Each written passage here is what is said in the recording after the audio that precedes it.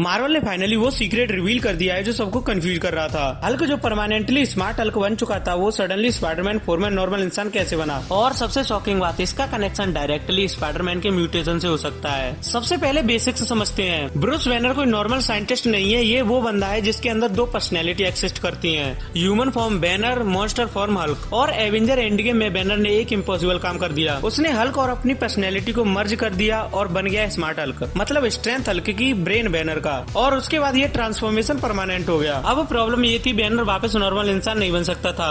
Hulk और banner permanently fuse हो चुके थे। इसका मतलब कोई स्विच नहीं, कोई ट्रांसफॉर्मेशन कंट्रोल नहीं। और सी हल्क इटर्निटी लॉ में भी हमें वही स्मार्ट हल्क देखने को मिला। तो लॉजिकली स्पाइडरमैन 4 में उसका ह्यूमन फॉर्म में आना इम्पॉसिबल लग रहा था।